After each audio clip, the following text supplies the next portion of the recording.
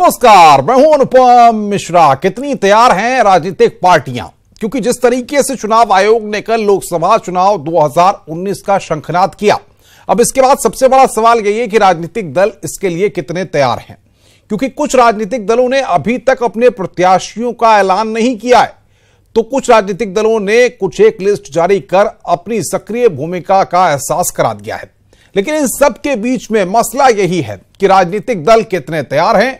इसी को आज हम समझने की कोशिश करेंगे, क्योंकि जिस तरीके से कल चुनाव आयोग ने चुनाव का ऐलान कर दिया, अब उसके बाद इन पॉलिटिकल पार्टीज की क्या रणनीति है, किस तरह के जातिगत समीकरण है, किस तरह के फैक्टर्स हैं, और इन सब के बीच ये पॉलिटिकल पार्टीज अपने कैंडिडेट्स का सिलेक्शन कर रही हैं। इन तमाम मसलों पर आज हम बात करेंगे और चीजों को समझने की कोशिश करेंगे। लेकिन चुनाव आयोग ने लोकसभा चुनाव के लिए तारीखों की घोषणा कर दी और 543 सीटों पर 7 चरणों में मतदान होंगे, जिनके नतीजे 23 मई को आएंगे।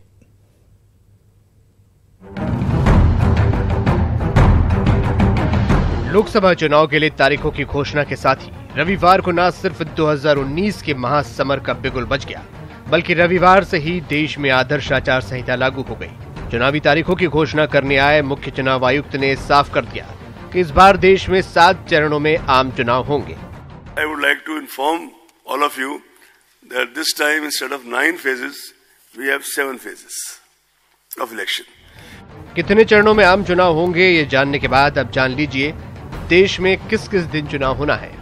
First phase 11th April, second phase 18th April, third phase 23rd April, fourth phase 29th April, fifth phase 6th May, sixth phase 12th May, phase 7 19th May।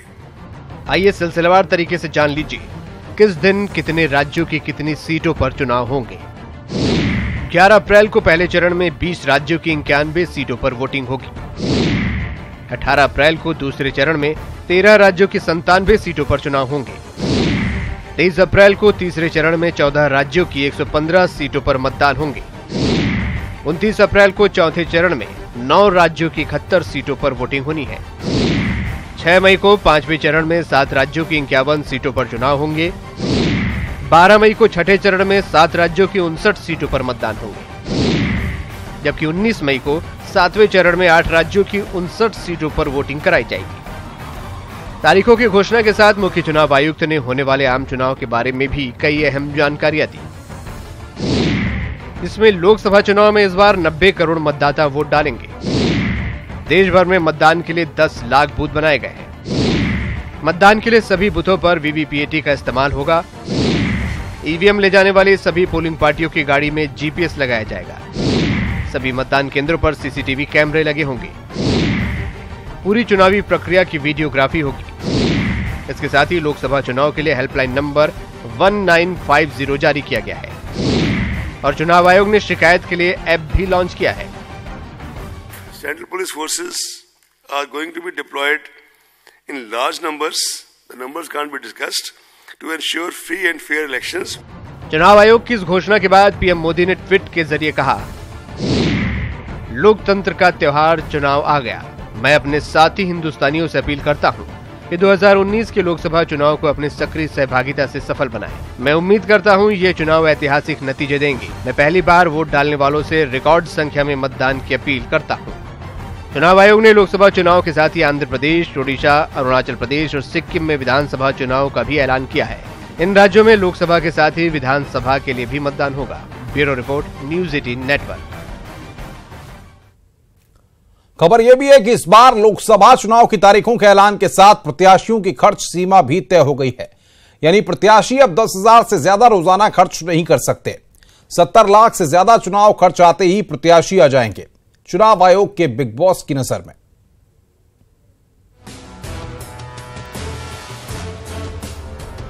खबरों की खबर में खबर ये भी है कि लोकसभा का चुनाव इस बार एकदम सादगी के साथ, बगैर ज्यादा भीड़ भड़ाके और तामझाम के होगा। अरे नहीं, ये सादगी नेताओं के अंतर्मन से निकलकर नहीं आ रही, बल्कि चुनाव आयोग की बिग बॉस वाली नजर उन पर जमी रहेगी। रोजाना 10,000 से ऊपर खर्च होते ही आप आ जाएंगे चुनाव आयोग के रडार में। यानी लोकसभा चुनाव लड़ने वाले प्रत्याशियों के खर्चे पर चुनाव आयोग की सर्विलांस टीम की पूरी नजर रहेगी। चुनाव के दौरान प्रत्याशी 70 लाख रुपए से ज्यादा खर्च नहीं कर पाएंगे। 2014 में खर्च की सीमा थी 28 लाख रुपए, यानी एक दिन में 10,000 से ज्यादा कैश प्रत्याशी नहीं रख पाएंगे। प्रत्याशी को नया बैंक खाता खुलवाकर उसकी जानकारी निर्वाचन दफ्तर को देनी होगी। चेक या नेट बैंकिंग के जरिए ही हर प्रत्याशी अपनी पेमेंट कर सकेंगे। न्यूज 18 के लिए मनोज राठौर, ब्यूरो रिपोर्ट। बातचीत करने के लिए राजीव सिंह लखनऊ से, दीपांकर भट्ट देहरादून से, अनूप गुप्ता दिल्ली से, ये 3 संवाददाता बातचीत करने के लिए हमारे साथ जुड़ रहे हैं। सबसे पहले अनूप, आपके पास चलेंगे। जाहिर तौर पर चुनाव के शंखनाद के बाद अब सियासी सरगर्मियां काफी तेज हो गई हैं। दिल्ली से ही तमाम राजनीतिक दल फाइनल करेंगे लिस्टों को। क्या सुगबुगाहट है, किस तरह की सरगर्मियां हैं, और अब चुनाव के ऐलान के बाद क्या कुछ देख रहे हैं दिल्ली में आप?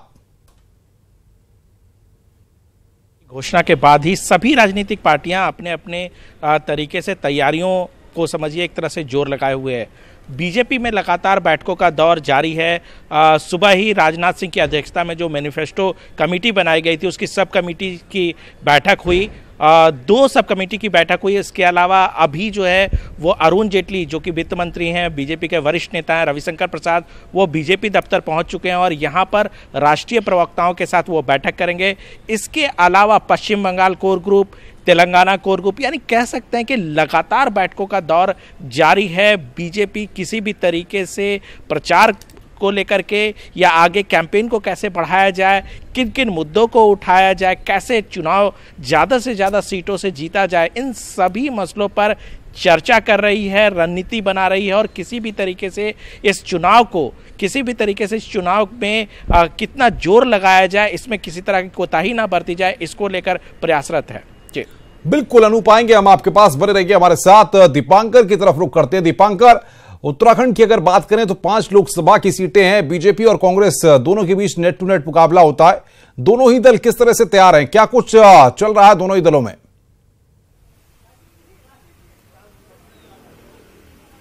बिल्कुल अनुपम, 2 साल हो चुके चुनाव नतीजों को। विधानसभा के 11 मार्च 2017 को बीजेपी के जिस ऑफिस में यहां खड़ा हूं, यहीं पर एक के बाद एक नेताओं के आने का सिलसिला जारी था और बीजेपी ने 57 सीटें यहां पर जीती थी।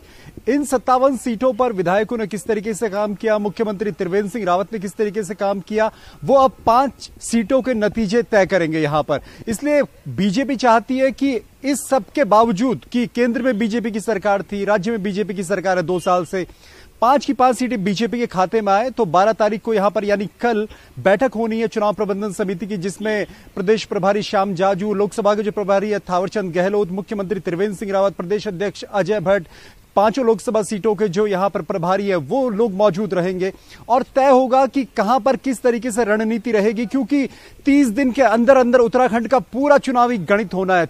9 तारीख शाम 5 बजे अप्रैल में खत्म हो, उसके वहां पर प्रचार की समय सीमा समाप्त हो जाएगी और फिर 11 तारीख को वोटिंग होनी है। तो 28 से 29 दिनों में दोनों पार्टियों को अपना दम भरना है, यहां पर काम करके दिखाना है, प्रचार करके दिखाना है। कांग्रेस की अगर बात करूं तो कांग्रेस प्रदेश अध्यक्ष प्रीतम सिंह कल कांग्रेस भवन में पीसी करेंगे दोपहर 12:30 बजे। खबर यह भी है कि प्रदेश प्रभारी जो अनुग्रह नारायण सिंह उनके साथ मौजूद रहेंगे। एक बड़ा अंतर जो अनुपम यहां पर है कि बीजेपी की केंद्र में 5 साल से सरकार थी, यहां पर 2 साल से सरकार है, 57 विधायकों की सरकार है, तो कहने को बहुत कुछ है। कांग्रेस इसके बीच में किस तरीके से खुद को उभारती है, कैसे लोगों को समझा पाती है। राहुल गांधी 16 तारीख को देहरादून आ रहे हैं, यहां पर एक बड़ी रैली करेंगे, वो किस तरीके से जनता से खुद को जोड़ पाते हैं। तो बीजेपी के पास कहने को बहुत कुछ है और कांग्रेस में देखना होगा कि बीजेपी की किन नाकामियों और खामियों को उजागर करके जनता को कुछ समझाने में कामयाब होती है। अनुपम, बिल्कुल दीपांकर, तमाम पहलुओं पर हम और भी बात करेंगे, मुद्दों को भी समझेंगे। राजीव सिंह हमारे साथ लखनऊ से हैं। राजीव, नए गठबंधन के साथ 2019 का लोकसभा चुनाव उत्तर प्रदेश में होने जा रहा है। सपा और बसपा और आरएलडी, इन तीनों का जो साथ है, कांग्रेस की भूमिका, कांग्रेस कहती है हम अलग से लड़ रहे हैं, ये गठबंधन कहता है कि कांग्रेस हमारे साथ है। ये सब खिचड़ी पक रही है, लेकिन बीजेपी के सामने चुनौती है जाहिर तौर पर। किस तरीके से राजनीतिक दल तैयार हैं और क्या चल रहा है, मंथन किस पर हो रहा है फिलहाल?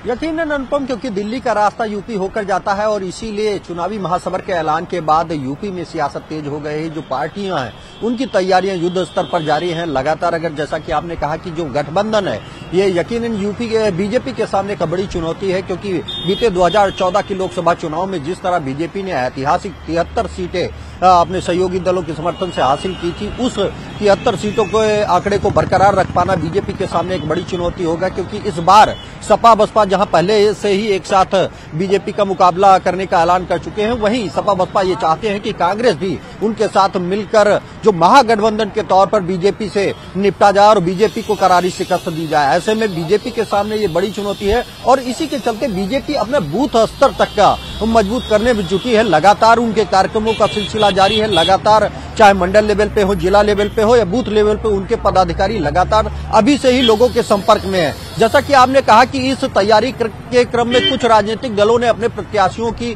सूची भी जारी कर दी है, जिसमें कांग्रेस ने जहां कांग्रेस की संरक्षक सोनिया गांधी, राहुल गांधी समेत 11 उम्मीदवारों के नाम की घोषणा कर दी है, वहीं सपा मुखिया अखिलेश यादव ने भी अपने 11 उम्मीदवारों के नाम का ऐलान कर दिया है। हालांकि अभी बसपा और बीजेपी से किसी उम्मीदवारों की घोषणा नहीं हुई, क्योंकि महागठबंधन के होने के कारण बीजेपी लगातार ये नजर रखे हुए है कि जिस तरह से सपा बसपा जो कि 38 सीटों पर फार्मूले पे लड़ रहे थे, उसमें रालोद भी शामिल है और उम्मीद की जा रही है कि जिन जिन सीटों पर बीजेपी ये चाहती है कि जुताऊ जो उम्मीदवार हैं उनको उतारा जाए, इसीलिए उम्मीद ये जताई जा रही है कि बीजेपी ठीक नामांकन से पहले अपने उम्मीदवारों की, जैसा कि वो बीते चुनाव में करती आई है, अपनी फाइनल सूची जारी करेगी। तो कहीं न कहीं वो नजर बनाए हुए है, वो देखना चाहती है कि पहले जो विपक्षी दल हैं, चाहे सपा बसपा या कांग्रेस हैं, वो किन प्रत्याशियों को मैदान में उतारते हैं और फिर उन्हीं उम्मीदवारों के आधार पर वहां के जातिगत समीकरण को देखते हुए, वहां के अन्य राजनीतिक समीकरण को देखते हुए बीजेपी अपने उम्मीदवारों को उतारने की तैयारी में है। हालांकि लगातार बीजेपी विभिन्न सर्वे एजेंसियों से भी ये सर्वे करा रही है कि कौन से प्रत्याशी बीजेपी की सीट पर जीत सकते हैं। ये भी कहा जा रहा है कि इस बार जो बीते चुनाव में बड़ी संख्या में बीजेपी के सांसद यहां जीते थे, उनमें से भी कई लोगों का टिकट काटकर नए उम्मीदवारों को बीजेपी उतारेगी। तो ऐसे में कुल मिलाकर कल के ऐलान के बाद लगातार हर पार्टी ये प्रयास कर रही है कि जहां विपक्षी दल ये चाहते हैं कि किसी भी कीमत पर बीजेपी को इस बार इस लोकसभा चुनाव में शिकस्त दी जाए, वहीं बीजेपी भी अपनी इस कड़ी चुनौती को देखते हुए समस्त तैयारियों में लगी हुई है, चाहे फिर वो अपने संगठन की मजबूती की बात हो या फिर बिल्कुल राजू, आऊंगा मैं आपके पास। अनूप गुप्ता के पास एक बार फिर रुख करेंगे दिल्ली। अनूप, अगर थीम की बात करें तो मुद्दों पर चुनाव होता है, पॉलिटिकल पार्टीज, अगर कांग्रेस की बात करें हम, तो कांग्रेस इस बार कौन कौन से मुद्दों को उठाने वाली है?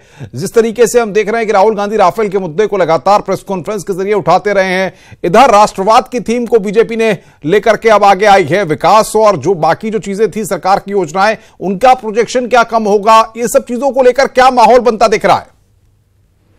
देखिए, जहां तक कांग्रेस की बात है तो आपने ठीक कहा, कांग्रेस लगातार राफेल को एक बड़ा मसला बनाए हुए है और ये कहीं ना कहीं बीजेपी के लिए भी राहत की बात है, क्योंकि जैसे ही राहुल गांधी या कांग्रेस की तरफ से राफेल के मसले को बड़ा मुद्दा बनाया जाता है तो बीजेपी उस पर करारा जवाब देती है और बीजेपी साफ तौर से कहती है कि चूंकि ये मसला सुप्रीम कोर्ट में आ चुका है, चूंकि सीएजी की रिपोर्ट बन चुकी है, ऐसे में ये मसला ज़्यादा तूल नहीं पकड़ता है। दूसरे कई ऐसे मसले हैं जिस पर सरकार को घेरा जा सकता है, लेकिन अब तक कांग्रेस इस मसले पर कंफ्यूज है। महंगाई एक बड़ा मसला है, बेरोजगारी बड़ा मसला है, युवाओं को रोजगार देना एक बड़ा मसला है, जिसका वादा जो है वो पिछली बार जब नरेंद्र मोदी कैंपेन में थे तो उन्होंने किया था। तो ये कई मसले हैं जिसको कांग्रेस अब तक बहुत अच्छे तरीके से नहीं उठा पा रही है, राफेल को भले ही बड़ा मुद्दा बना रही है। जहां तक बीजेपी की बात करें तो बीजेपी का मानना है कि राष्ट्रवाद एक ऐसा मसला है जिस मसले पर चलकर आसानी से चुनाव जीता जा सकता है, क्योंकि राष्ट्रवाद जैसे ही राष्ट्रवाद मसला बनता है उसी तरीके से सर्जिकल स्ट्राइक और एयर स्ट्राइक जैसे मसले बड़ा मुद्दा बन जाती है। तो बीजेपी को यह पता है कि ये ऐसे मसले हैं जिस पर सीधे सीधे आम लोग जो है, आम लोगों का समर्थन पार्टी को मिल जाता है। तो राष्ट्रवाद बीजेपी के लिए बड़ा मुद्दा है। इसके अलावा बीजेपी लगातार कह रही है कि राष्ट्रवाद तो है, इसके अलावा हमने जो 5 साल में काम किए हैं उसको भी हम जनता तक पहुंचाएंगे कि हमने जनहित में कितने काम किए हैं, गरीबों के लिए कितने काम किए हैं, किसानों के लिए कितने काम किए हैं। इन सभी मसलों का लेखा जोखा आम लोगों तक पहुंचाया जाएगा और उसी पर चुनाव लड़ा जाएगा। कांग्रेस के ट्रैप में बीजेपी नहीं आना चाहती है, बीजेपी अपने मसले को जनता तक पहुंचाना चाहती है। जी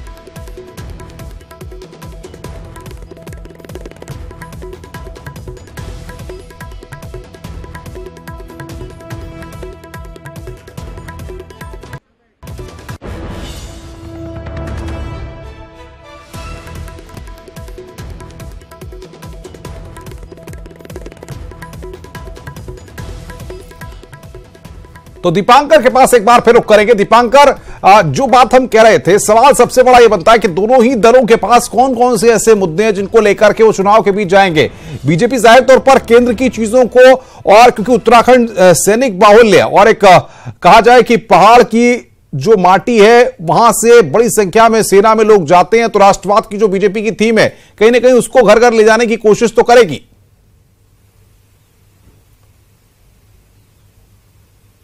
बिल्कुल अनुपम, क्योंकि एक सैन्य बहुल प्रदेश है और अगर देखें तो बीजेपी का एक फेवरेट स्टेट रहा है उत्तराखंड, और बीजेपी हमेशा से इस बात पर भरोसा करती है कि यहाँ का जो वोटर है वो कहीं ना कहीं उसकी विचारधारा से मेल खाता है।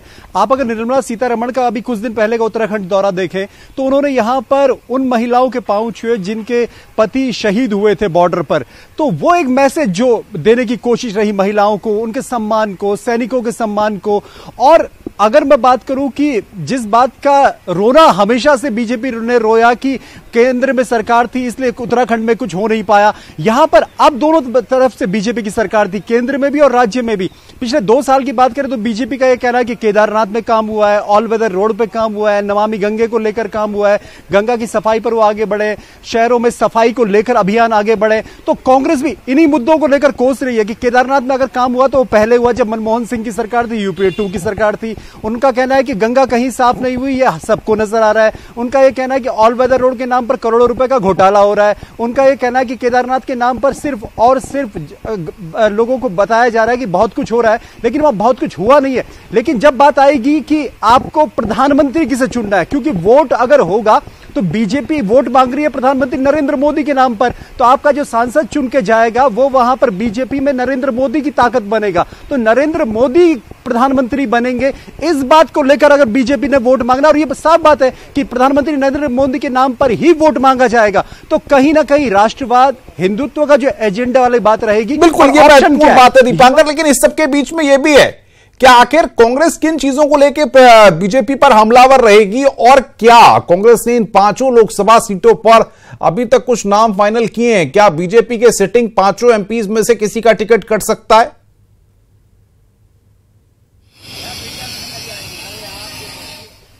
अनुपम, कांग्रेस अभी भी मतलब तैयारी के दौर में, स्क्रीनिंग कमेटी की बैठक उनकी 2 दिन थी दिल्ली में। अब प्रीतम सिंह आज देहरादून पहुंचे हैं, कल यहां पर प्रेस कॉन्फ्रेंस करेंगे, उसके बाद वो नाम किस तरीके से साफ करेंगे। और कांग्रेस के सामने चुनौती है अनुपम यहां पर, क्योंकि बीजेपी सत्ताधारी पार्टी है और मालूम होना कि सत्ता में होने का असर किस तरीके से चुनाव पर भी होता है, पब्लिक के माइंड पर होता है, उसके परसेप्शन पर होता है। तो कांग्रेस किस तरीके से उस परसेप्शन को बदलेगी। और कांग्रेस का यह कहना है कि कोई विकास पिछले 2 साल में, डबल इंजन की सरकार की जो बातें कही, केंद्र ने कही, राज्य की सरकार ने कही, वो विकास यहां राज्य में नहीं दिखा है। तो यही बात राहुल गांधी 16 तारीख को कहने की कोशिश करेंगे परेड ग्राउंड से। रही कांग्रेस के सीटों के उम्मीदवारों के फाइनल होने की बात, तो उसके लिए अभी बैठक और मंथन का दौर जारी है। बीजेपी के उम्मीदवारों की बात करें तो एक जो सूत्रों के हवाले से खबर है जो पिछले कुछ दिनों से चल रही है वो ये है कि 4 जगह सिटिंग कैंडिडेट रहेंगे। सिर्फ गढ़वाल सीट जिस पर भुवनचंद खंडूरी जो सांसद रहे हैं और उनकी तबीयत खराब है, तो वहां पर एक नाम जो निकल कर आ रहा है वो एनएसए अजीत डोभाल के बेटे शौर्य डोभाल का निकल कर आ रहा है।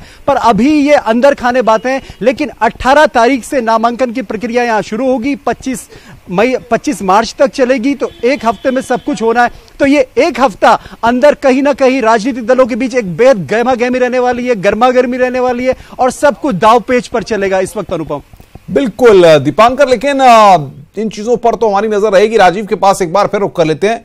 राजीव बताइए, उत्तर प्रदेश में बीजेपी क्या पिछली बार 2014 में जो मेंबर ऑफ पार्लियामेंट जीते थे उनमें कुछ बदलाव कर सकती है? बीएसपी बदले हुए समीकरण में जो सीटें गठबंधन में उसके पास आई हैं उन पर किस तरीके के प्रत्याशियों को उतार सकती है? मुकाबला कैसे होगा? क्या अपडेट्स मिल पा रहे हैं?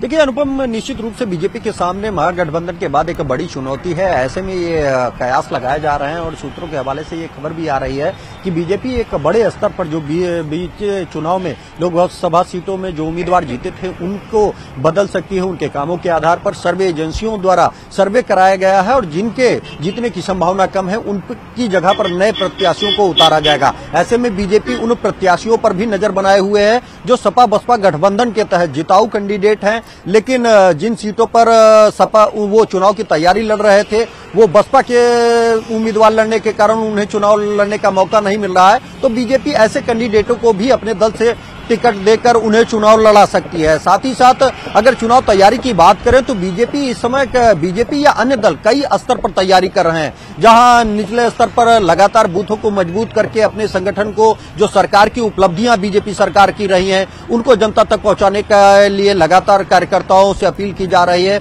उनके लिए विभिन्न कार्यक्रमों का आयोजन किया जा रहा है। वहीं विपक्षी दल और बीजेपी खुद जो अपने सहयोगी संगठन है, चाहे वो अपना दल एस की बात करें या सुहेल देव भारतीय समाज पार्टी की करें, जो कि सरकार में हिस्सेदारी को लेकर और आगामी लोकसभा सीटों को लेकर अभी तक सरकार से नाराज चल रहे थे, पार्टी से नाराज चल रहे थे, उनको मनाने में जुटी है। और राजीव, इसको भी समझाइए जरा, समाजवादी पार्टी में क्या स्थितियां हैं? समाजवादी पार्टी ने जो लिस्ट जारी की है उस पर जाहिर तौर पर एक्सेप्टेंस इतना ज्यादा नहीं है। मैनपुरी में मुलायम सिंह यादव को उतारा गया है। ऐसे में वहां पर किस तरह से चीजें मिल रही हैं? क्या इनपुट्स आपको मिल पा रहे हैं वहां से?